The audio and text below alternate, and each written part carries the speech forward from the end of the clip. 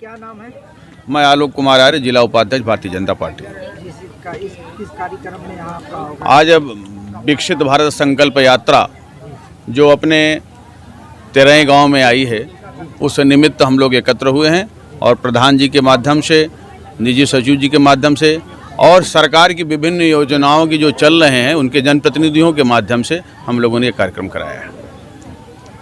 जिस तरह विकसित भारत की बात मोदी जी कहते हैं, उस तरह कांग्रेस इस पे क्या कहना है? मैं इस बात के लिए एक ही बात कहूँगा, इस राष्ट्र के विकसित होने में कांग्रेस हमलावर है, उस पर खुद विचार करना चाहिए। इस राष्ट्र की तरक्की में वो योगदान दे रही है कि अपनी तरक्की में योगदान दे रही है।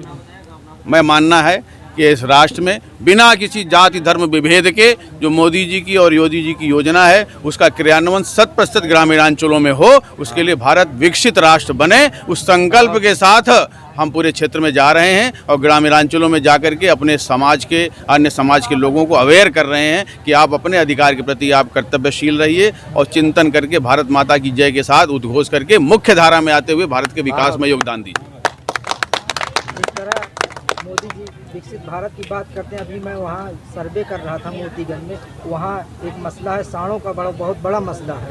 एक विधानसभा 188 में वहाँ बोल रहे गौशाला नहीं है, सांड हमारा खेत चर जा रहा है। देखिए, ये मेरा अपना मानना है कि जो पशुधन है, जब तक वो दुधारू रहते हैं, जब तक वो हमारे उपयोग की चीज़ रहते हैं, तब तक तो हम उसका प्रयोग करते हैं।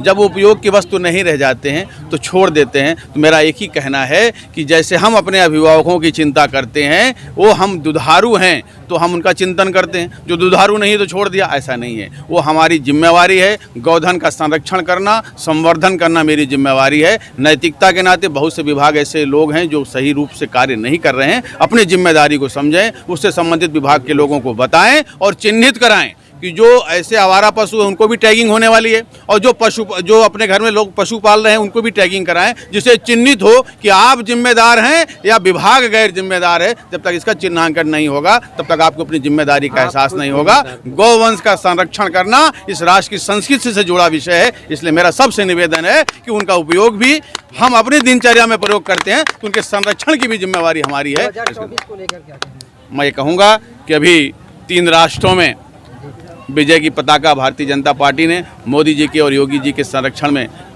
फैलाई है और 2024 तीसरी पाली हम हैट्रिक खेलने वाले हैं। और इस निवेदन और आग्रह के साथ कि अभी जन समर्थन आप यहाँ देख रहे हैं कि जितने लाभार्थी हैं, बिना किसी जाति धर्म विभेद के लाभार्थियों को लाभ पहुँचा है, इसका निश्चित रूप से संदेश जाने वाला है और 2024 का मिशन मोदी जी के नेतृत्व में पूर्ण होने वाला है। मैं आपको आरोप लगाते हैं 3 स्टेट में सरकार बनी, अभी तक मुख्यमंत्री का चेहरा नहीं दे पाए, एक स्टेट में दे पाए, छत्तीसगढ़ में। 2 चीजें हैं, हम लोकतंत्र में विश्वास रखते हैं और वो व्यक्ति के तंत्र में विश्वास रखते हैं। लोकतंत्र जनमत के आधार पर बनता है और जनमत सबका मन जान करके बनाया जाता है, इसलिए समय लिया जा रहा है। सबके मनोनुकूल राष्ट्र की मुख्य धारा में जोड़ते हुए 33% जो हमारा बिल नारियों के सम्मान का जुड़ा हुआ है, उस पर भी चिंतन हो रहा है कि भारत माता की योगदान में नारियों का जो योगदान रहा है वो तीनों स्टेट में कहीं न कहीं उनका भी योगदान मिले। इसलिए सब प्रकार की चिंता करते हुए, लोकतंत्र की व्यवस्था का संरक्षण करते हुए, मुख्य धारा से साथ साथ राष्ट्र को जोड़ने का एक संदेश देने का काम मोदी जी कर लें,